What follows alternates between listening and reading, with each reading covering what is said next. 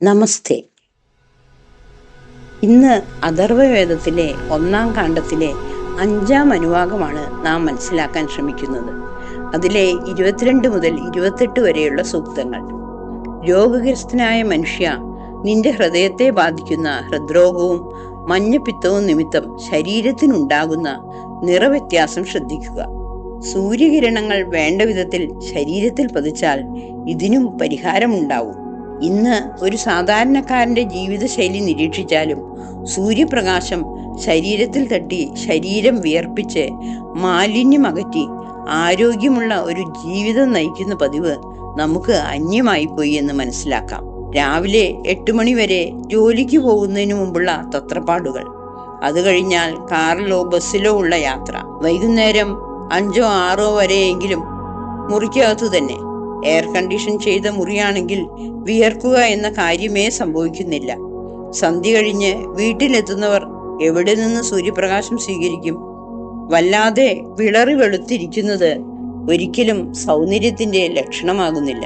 അതിനു മുകളിൽ സൗന്ദര്യവർദ്ധനയ്ക്ക് വേണ്ടി വിലയേറിയ ക്രീമുകൾ വാങ്ങി തേക്കുന്നത് കൊണ്ട് റോസ് നിറത്തിലുള്ള എണ്ണമയം കലർന്ന ഒരു കവചമുണ്ടാക്കി ഉള്ള സുഷിരങ്ങളും കൂടി അടച്ച് മാലിന്യ വിസർജനത്തിനുള്ള തൊലിയുടെ സ്വാഭാവിക പ്രകൃതിയെയും ഇല്ലാതാക്കുന്നു.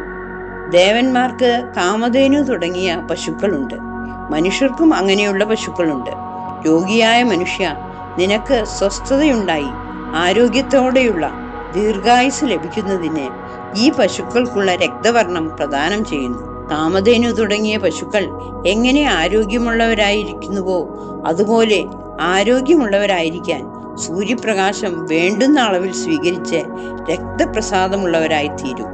വെളുപ്പിന്റെയും കറുപ്പിന്റെയും ഇടയിലുള്ള ചുവപ്പ് കലർന്ന തൗട്ട് നിറമാണ് ആരോഗ്യമുള്ള നിറം. മഞ്ഞ നിറം മഞ്ഞക്കിളികൾക്കും പച്ച നിറം തത്തയ്ക്കും കൊടുക്കുന്നു. അസ്ഥികളുടെയും പേശികളുടെയും ആരോഗ്യത്തിനു വേണ്ടി എത്ര സപ്ലിമെന്റുകൾ കഴിക്കുന്നതിലും വിലയേറിയതാണ് രാവിലെ 11-12 മണി വരെയുള്ള സൂര്യപ്രകാശം. ഉച്ചയ്ക്ക് 3 മണിക്ക് ശേഷമുള്ള പോക്കുവെയിൽ കൊണ്ടുള്ള ചെറിയ വ്യായാമങ്ങൾ, മുറ്റത്തെ പുല്ലും കളകളും പറിക്കുക, ചെടികളെ ശുശ്രൂഷിക്കുക തുടങ്ങിയവ ചെയ്താൽ ചെടികളിൽ നിന്നുള്ള ജീവന്റെ തേജസ്സും തീർച്ചയായും ലഭിക്കുന്നു. ബലമുള്ള അസ്ഥികളും ശക്തമായ പേശികളും രക്തവർണത്താൽ ശോഭയുള്ള തൊലിയോടും കൂടി ആരോഗ്യമുള്ളവരുമായിരിക്കാം. അത് സൗന്ദര്യത്തിന്റെ ലക്ഷണമായി തന്നെ പരിണമിക്കുകയും ചെയ്യും. ഔഷധിയായ മഞ്ഞൾ രാത്രിയിൽ പിറന്നിരിക്കുന്നു. ഇന്ദ്രവാരുണി എന്ന മരുന്ന്, കറുപ്പ് നിറമുണ്ടാക്കുന്ന നീല നിറമുള്ള ഔഷധം എന്നിവ കുഷ്ഠരോഗം കൊണ്ട് വികൃതമാക്കിയ മനുഷ്യന്റെ അവയവങ്ങളെ ശുദ്ധമാക്കുന്നു. വെള്ളപ്പാണ്ടിനെ വരെ മാറ്റിക്കളയുന്നു. കൈപ്പയ്ക്കയെ കുറിച്ച് ഞാൻ ചെറുപ്പത്തിൽ കേട്ടിരുന്നൊരു പാട്ടുണ്ട്. കൈപ്പയ്ക്ക് അല്പതരം കയ്പുണ്ടെന്നാലും കൃമികുഷ്ഠം നശിക്കുവാനും ദീപനത്തിനും നന്ദിത്. ഇവിടെ കറുത്ത പ്രദേശത്തുണ്ടാകുന്ന നീല ഔഷധിയെ കുറിച്ച് പറയുന്നു.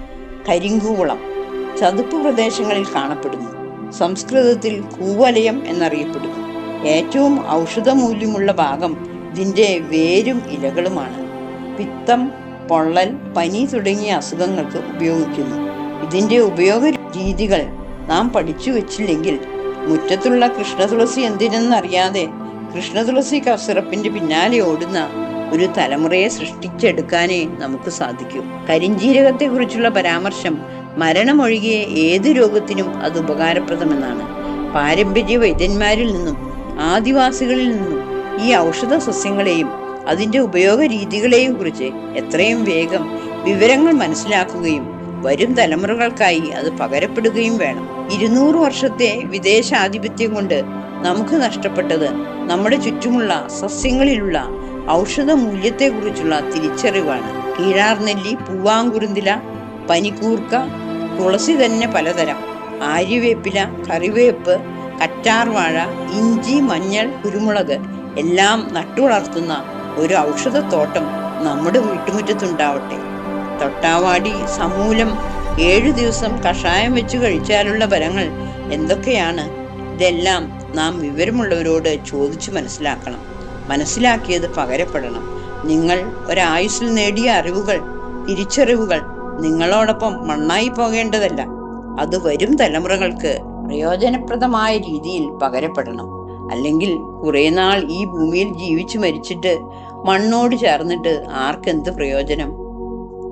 24-ാം സൂക്തത്തിലും നീല നിറത്തിലുള്ള ഔഷധത്തെ കുറിച്ചാണ് പഠിക്കുന്നത്.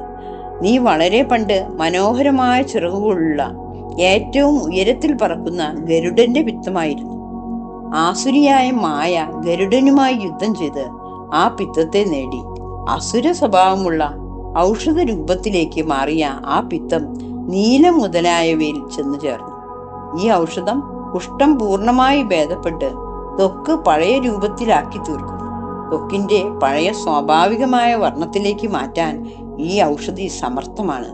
അല്ലയോ ഔഷധി, നിന്റെ അമ്മയും അച്ഛനും ഇതേ നിറം തന്നെയാണ് എന്നാണ് പറയുന്നത്. ഇത് ഏത് ഔഷധ സസ്യത്തെ കുറിച്ചാണ് എന്ന് പറയുന്നില്ല. അറിവുള്ള പാരമ്പര്യ വൈദ്യന്മാരിൽ നിന്നും ഇത് മനസ്സിലാക്കിയെടുക്കണം. 25-ാം സൂക്തത്തിൽ ദുരിതം പ്രദാനം ചെയ്യുന്ന ജ്വരരോഗമേ, ധർമ്മിഷ്ഠന്മാർ യാഗം ചെയ്യുന്ന സ്ഥലത്താണ് നീ ജനിക്കുന്നത് എന്ന് പറയപ്പെടുന്നു.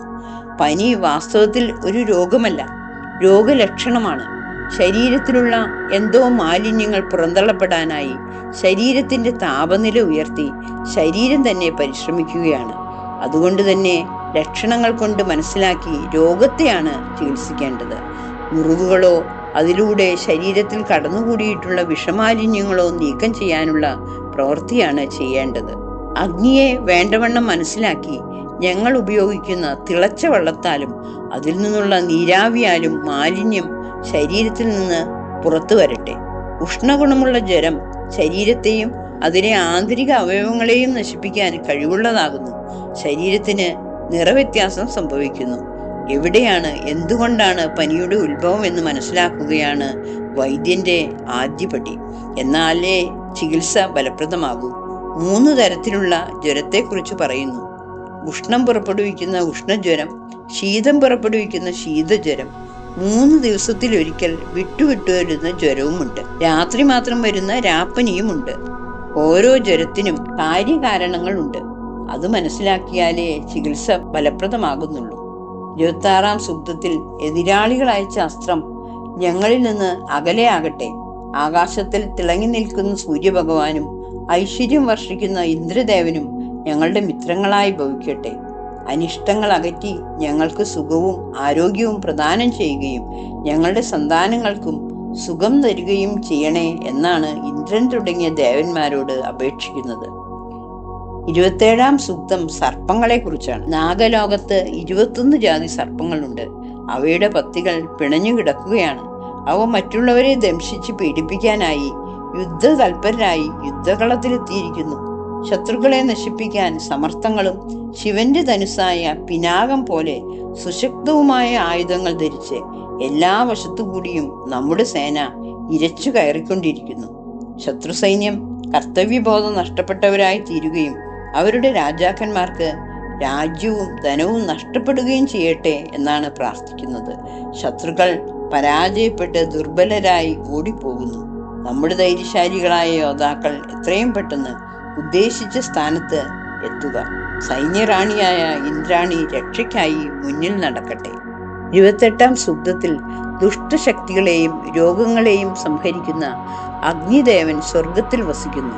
ബാധകൾ, പിശാചുക്കൾ, ജീവജാലങ്ങൾക്കെതിരെ പ്രവർത്തിക്കുന്ന ദുഷ്ടശക്തികൾ എന്നിവരെ അഗ്നിദേവൻ ഭസ്മമാക്കുന്നു.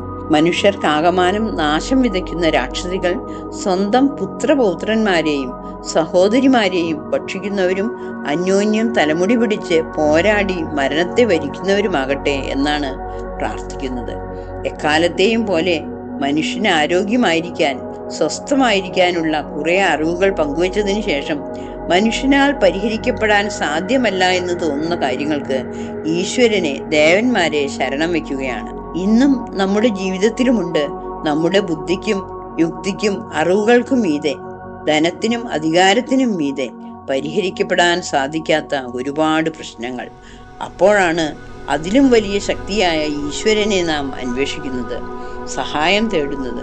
അത് സാധാരണ മതങ്ങൾക്കുമപ്പുറം ഒരു ആത്മീയതയാണ്.